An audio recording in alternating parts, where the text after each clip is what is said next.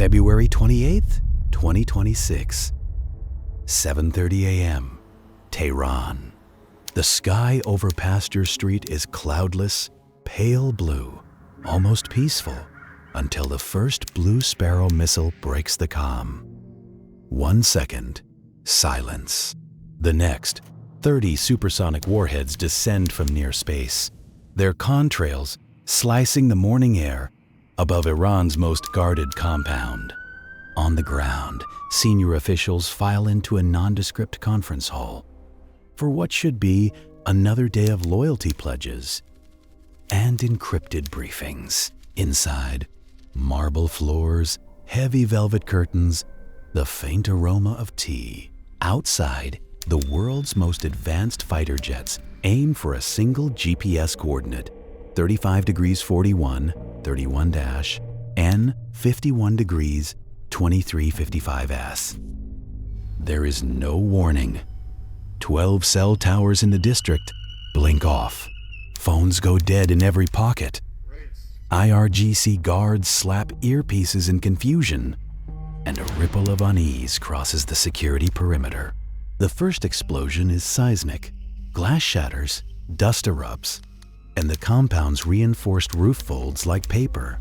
By the time the last missile hits, over 40 senior Iranian leaders are buried in concrete and flame, including the supreme leader himself, Ali Khamenei, the man who outlasted 5 U.S. presidents, architect of Iran's nuclear shadow war, and self-declared servant of the oppressed, is gone. His daughter, son-in-law, grandchild, and top commanders vanish with him, wiped out in less than 90 seconds.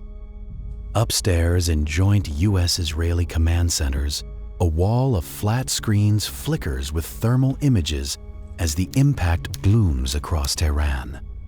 CIA and Mossad analysts lean in, tracking every heat signature, every screaming frequency spike. In Jerusalem, an Israeli official glances at a secure line and nods. Body recovered. In Washington, the coffee is still hot when the news hits. The Shah's successor, the face of militant resistance, just became a footnote in a classified after-action report. Below the rubble, Iranian state media issues frantic denials, insisting Khamenei commands the field. But intercepted IRGC radio traffic tells the truth. The Rabar is gone. The devil's hand struck true. By midnight, the regime's myth of invincibility collapses under the weight of its own secrets. A decapitation strike, years in the making, over 40 officials dead, a nation's theocracy decapitated before breakfast. But how did the US and Israel break through the world's most paranoid security system? And what intelligence let them pinpoint the exact moment Iran's supreme leader would surface, surrounded by every loyalist he trusted? Ali Khamenei is supposed to be untouchable, 86 years old, thin as a reed, with a face carved by decades of power and worry. His right hand, crippled by a 1981 assassination attempt, trembles when he grips his prayer beads, a reminder that in Tehran, even God's shadow on earth isn't immune to shrapnel. Private, cautious, almost paranoid, he shuns international travel and spends his nights buried in a concrete bunker, far from the world's prying eyes. Most people his age worry about grandchildren's grades, not suborbital missile trajectories. Yet for all his caution, Khamenei's greatest vulnerability is routine. Every morning, just after sunrise, he emerges above ground for a tightly choreographed series of meetings at his Pasteur Street compound. The same faces, the same tea, the same velvet curtains, Mossad agents watching from a safe house across the street, jot notes in spiral-bound pads. Every Tuesday, the security chief arrives at 7:10, the daughter and her husband, 7:18. Pakpor, always late, 7:29. Patterns become leverage. It doesn't matter how thick the walls are if you know exactly when the doors open. The operation's origins are almost boring. A Mossad officer in Tel Aviv, nameless even to his own family, spends months mapping the Supreme Leader's world. Which elevator he uses, which window faces Mecca, which guards swap shifts after midnight. His supervisor, a former academic with a fondness for chess metaphors, encourages obsession. "You're not planning a strike," she says. "You're planning a checkmate," the officer laughs, rolling a prayer bead across his palm.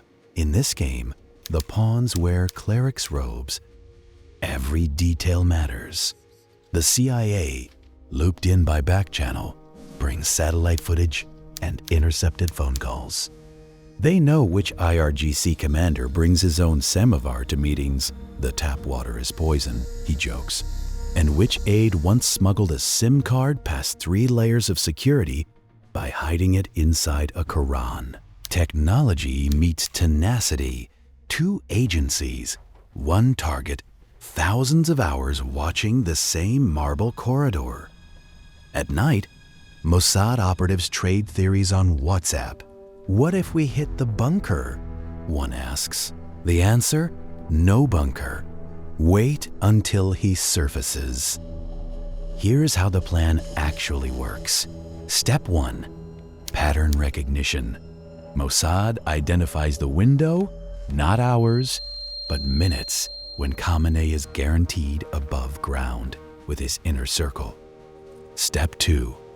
Israeli Defense Forces stage photos of commanders leaving for Shabbat dinner, tricking Iranian intelligence into thinking the operation is off. In reality, disguised officers slip back into the war room. Step 3. Electronic warfare. 12 mobile towers, all within a kilometer of the compound, are disabled at dawn. No calls in, no calls out. Step 4. Launch. F-15s, loaded with Blue Sparrow missiles, wait for a single GPS signal. But before any of this, there's the moment. Early February 2026. Mossad intercepts a routine IRGC message. Khamenei will hold a rare Saturday morning meeting, all senior leadership required to attend. The officer's hands tremble, not from fear, but anticipation. He circles the date on a paper calendar. "We have our window," he whispers. The next 48 hours are a blur of encrypted calls and caffeine. Every minute counts. Most people would hesitate, double check, ask for more time. Not here. By the end of the week, Israeli planners have shifted the entire operation from a midnight raid to a 7:30 a.m. decapitation strike. The CIA signs off, sharing real-time satellite feeds from Langley to Tel Aviv. Somewhere in a basement office, a Mossad analyst watches guards assembling on Pasteur Street and emails a single line. Everyone is present. One open loop remains. No one knows whether Khamenei's family will be at the compound that day. The risk is enormous. Collateral damage, global outrage, a war nobody wants. But the window closes in minutes, not hours. The team can only watch, wait, and hope the intelligence is right. What does it mean to gamble the fate of a region on one morning's routine? And what happens when the world's most paranoid leader steps into the open for the final time? Early February 2026, a Mossad agent in a rented sedan stares through a fogged windshield parked across from Khamenei's compound on Pasteur Street. He watches the daily ballet. Guards shuffle in at 6 a.m., their routines as predictable as sunrise. The agent's phone vibrates with a text from Langley. Pattern holds. Confirmed above-ground presence. That's the language of death. Confirmation that Iran's supreme leader will be exposed. not buried beneath 20 feet of reinforced concrete. Across the world, inside a soundproof CIA briefing room, a row of analysts watches the same scene unfold on monitor feeds. You think your Ring doorbell is intrusive? These feeds see through concrete, track heat signatures, capture every nervous glance. In Tel Aviv, Israeli Defense Forces commanders assemble in a windowless bunker. The air smells like burnt coffee and stale adrenaline. One general waves a glossy printout. "We release these tonight."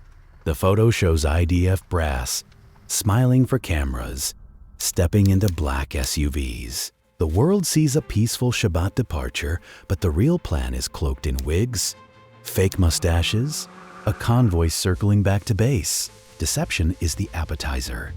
The main course is 30 warheads traveling faster than sound. A junior staffer asks, "What if the Iranians see through it?" The general's reply is dry.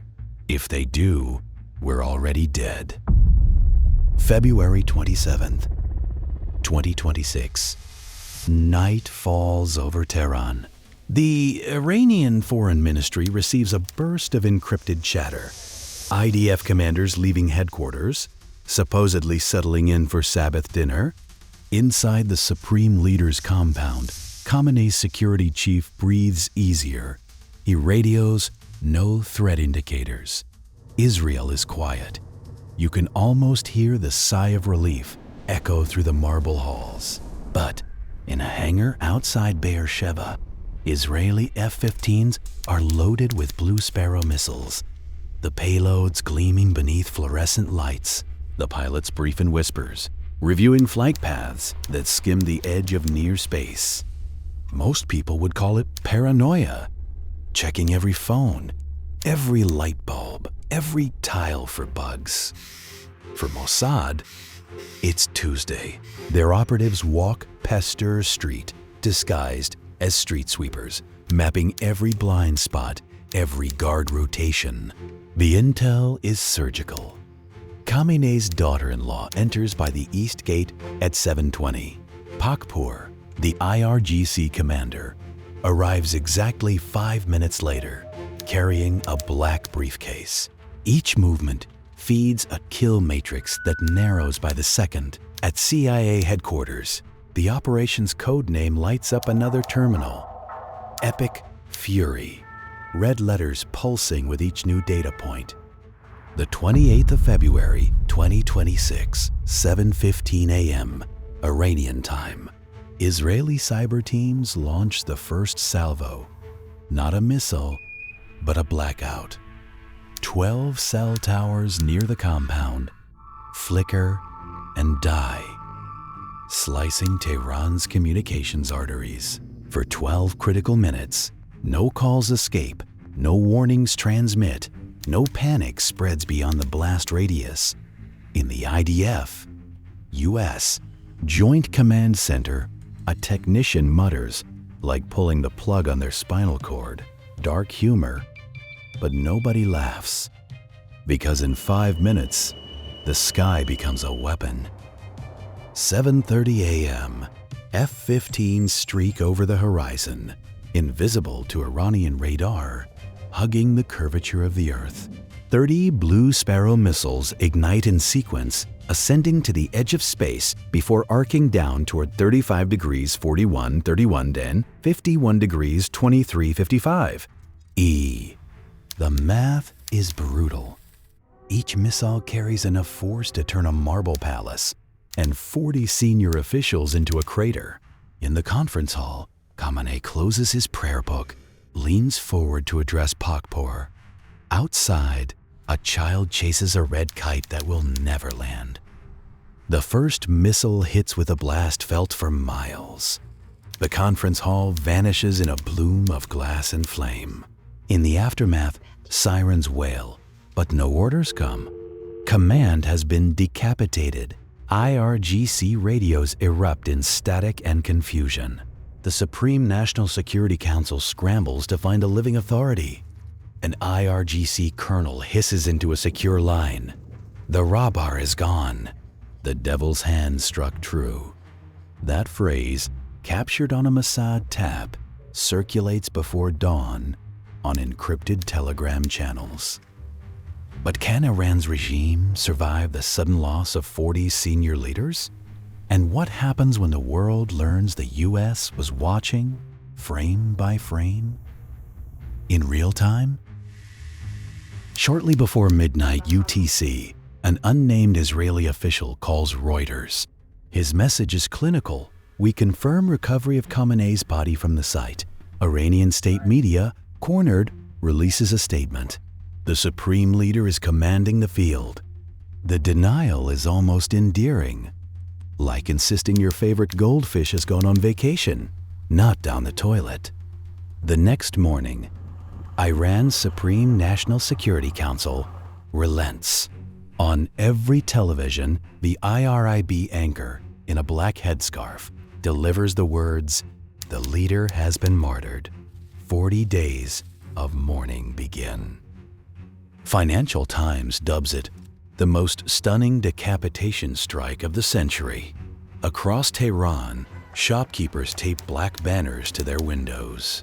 The rial dives, foreign embassies go dark, and the city's air tastes of dust and burnt wires. Above the chaos, Israeli Prime Minister Netanyahu steps to the podium, eyes gleaming with something between triumph and exhaustion. He says, "There are signs the era of Khamenei has ended." In the bowels of the Pentagon, a US analyst closes her laptop, rubs her eyes, and whispers, "We just rewrote the map. Most people would celebrate. She just wants sleep." The 1st of March 2026, leaked Mossad audio circulates. An IRGC commander voice-cracking admits, "The Rabar is gone.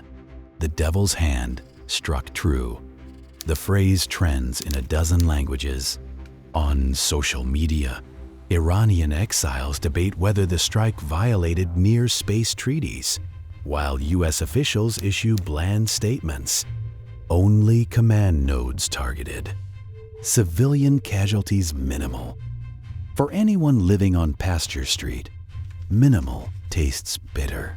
Fars news agency confirms the dead: Khamenei's daughter, son-in-law, grandchild, daughter-in-law, Pakpur and Mousavi, over 40 leaders in all. The regime's backbone snapped in a single morning. Inside Iran, chaos devours order. The Assembly of Experts meets in emergency session.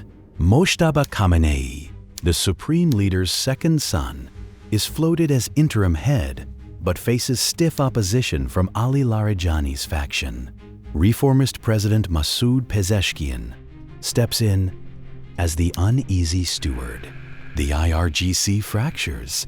Esmail Quani, Quds Force commander, is reportedly dead. Collateral in the strike. 17 mid-level IRGC officers are executed in purges by March 4th, accused of disloyalty. The regime's paranoia metastasizes. Every shadow hides a traitor. Every whisper could be a plot. What secrets did Mossad and the CIA uncover in those encrypted feeds? And can Iran's power structure survive with so many heads on the chopping block? Meanwhile, in New York, US prosecutors brief reporters on separate charges. Farhad Shakeri, Tehran-based IRGC asset, plotted to kill former President Trump and 2 Jewish Americans. Allegedly, offered $500,000 for each hit. Attorney General Merrick Garland's voice is flat. There are few actors as persistent. FBI Director Christopher Wray adds, "The IRGC simply won't be tolerated. For the IRGC, it's a cruel joke. The day their biggest plot makes headlines is the day their entire leadership disappears in a thunderclap." The irony? The system designed to defend Iran's theocracy, its bunkers, its guards, its counterintelligence, becomes a mausoleum. The US and Israel don't just kill a man, they erase decades of hierarchy with the push of a button. Inside the compound's ruins, rescue teams recover scorched prayer beads, fragments of marble, a battered Quran. Every relic becomes evidence, every shadow a warning. Nowhere is safe, not even for God's shadow on earth. But the nightmare isn't over. The 40-day mourning period will birth new power struggles, purges, and retaliations. The world's most volatile regime has lost its anchor. Who steps into the void? And which secret files, now in foreign hands, hold the final keys to Iran's future? 7:29 a.m., Tehran. Pasteur Street sits under a pale blue sky, the kind of morning that almost dares you to believe in normal life. On the surface, nothing moves except the guards posted at the Supreme Leader's compound, their uniforms crisp, their eyes scanning for threats that never come from above. Inside, Ali Khamenei stands at the head of a long conference table, prayer beads coiled in his right hand, surrounded by senior officials. Pakpour, Mousavi, his own daughter and son-in-law.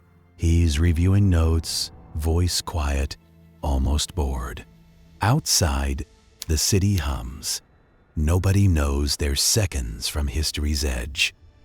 The first warning is not a siren. It's the sudden absence of noise. Engineers on the compound's perimeter radios shout static, then silence. Israeli forces have just disabled 12 mobile towers within a mile, cutting the compound from the outside world. In the IDF command center, a Mossad officer leans in, watching the digital feed. Phones are dark, he mutters. In Langley, a CIA analyst's hands won't stop tapping the console. US and Israeli commanders, some still in fake beards and borrowed jackets after last night's deception, watch the radar screens as 30 blue icons blink toward their target. 7:30 a.m. The first Blue Sparrow missile enters the frame, streaking from near space. The guidance system pivots, targeting the GPS coordinates. 35 degrees 41, 31 degrees 2355E. For a split second, sunlight reflects off the warhead like a shooting star headed the wrong way. The compound's CCTV catches a white flash, then impact. The shock wave flattens the upper floors. Glass shatters, marble cracks, ceiling tiles fall like shrapnel. Inside, the sound is not an explosion but a roar, too loud for the mind to process as anything but the end. Another missile hits, then another. In under 15 seconds, 30 warheads saturate the compound, each finding its mark. The conference room dissolves into dust and flame. A witness in a neighboring building describes a pillar of white smoke, wider than the street, rising faster than you can pray. Every window for a quarter mile rattles. The air tastes of plaster, burned insulation, something metallic. The Supreme Leader's guards, those not vaporized, stumble through the haze, faces painted with blood and disbelief. One shouts for Khamenei, another screams for help, but the mobile radios are dead. Only the sound of crumbling stone replies. In Tel Aviv, a senior IDF commander watches the real-time satellite feed. Direct hit, he says, voice flat. An aide turns to the Mossad liaison. We released those Shabbat photos just for this, he whispers, almost apologizing to the ghost of their ruse. In the Joint Command Center, American analysts listen as encrypted Iranian comms go dark, then burst with panicked chatter. The raw bar is gone. The devil's hand struck true. The phrase echoes in both Hebrew and English. One CIA officer, jaw tight, writes it down for the record. Nobody blinks. Inside the ruins, it takes 2 hours before IRGC medics find what's left of Khamenei, buried under concrete. Prayer beads still tangled in his broken hand. Nearby, the bodies of his daughter, son-in-law, and grandchild are recovered, faces unrecognizable. Mohammed Pakpour, the IRGC commander, lies pinned beneath a steel girder, his uniform charred, stars melted into blackened cloth. Abdul Rahim Mousavi, the armed forces chief, is found in the hallway, hand outstretched toward the emergency exit. The scene is carnage. 40 leaders, all in one place, gone in a morning. By 8:15 a.m., Iranian state media broadcasts a trembling anchor. The supreme leader is commanding the field. Do not believe foreign lies. But the ground tells a different story. Smoke still rising, families already gathering at the gates, word spreading faster than any official statement. In the hallways of the Supreme National Security Council, generals argue. One slams his fist on the table. Who gave them the coordinates? Another whispers, they saw everything, even our shadows. Shortly before midnight UTC, an unnamed Israeli official calls a Western wire service. His body has been recovered, the official says. No bravado, just fact. In Washington, a White House staffer reads the transcript, face drained. How many are gone, he asks. The answer, over 40 senior Iranian leaders, including the head of the IRGC, the armed forces chief, and the supreme leader's own family. In the aftermath, Iranian intelligence intercepts leak. One IRGC commander's voice, hollow with shock. The Rabar is gone. The line is broken. On March 1st, a Mossad audio file leaks to Exile Media. Static, then a despairing confession. The Rabar is gone. The devil's hand struck true. The next morning, Tehran is silent. Black banners hang from lampposts. Crowds fill the streets. Not in protest, but in mourning. A city stunned by the precision, the scale, the finality. 40 days of official grief begin, but the real wound is invisible. Leadership gone, trust shattered, the old certainties vaporized with the marble and steel. And somewhere, in a Tel Aviv war room, a commander leans back, voice barely audible. The world just changed. The morning after the strike, Tehran wakes to a silence so deep it feels radioactive.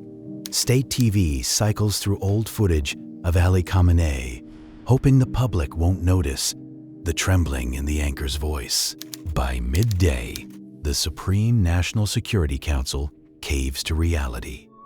Confirmation: the Supreme Leader is dead. His body, recovered from the rubble, is identified by intelligence sources.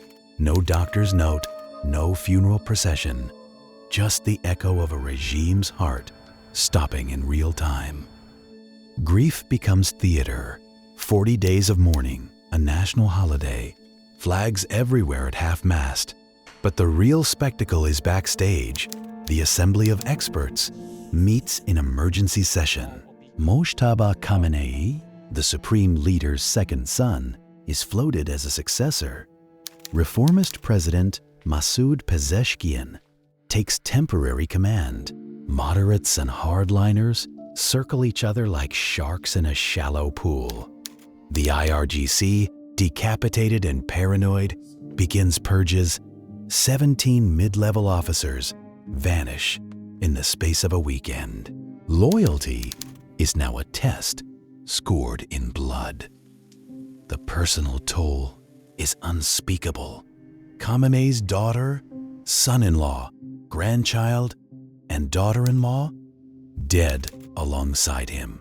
His surviving family, shielded for decades from public view, disappears deeper underground. The old guard crumbles. Mohammad Pakpour and Abdulrahim Mousavi, once untouchable commanders, are now names on a casualty list.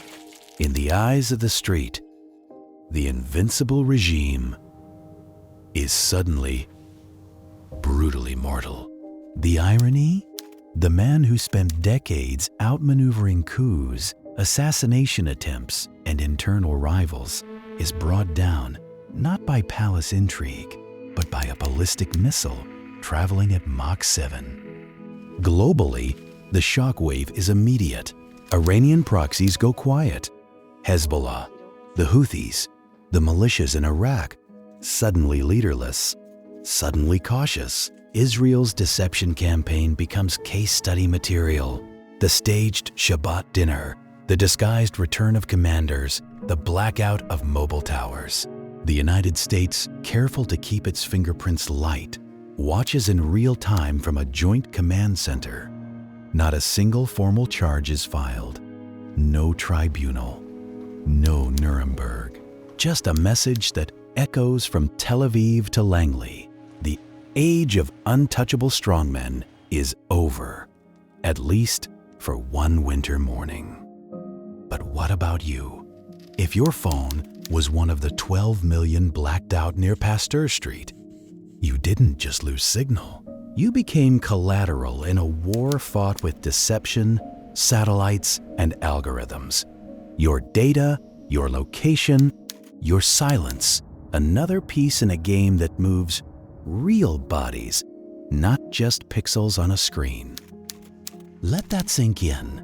The world's most secretive regime, architect of nuclear brinkmanship and shadow wars, was decapitated not by revolution, but by a missile strike coordinated over encrypted chat.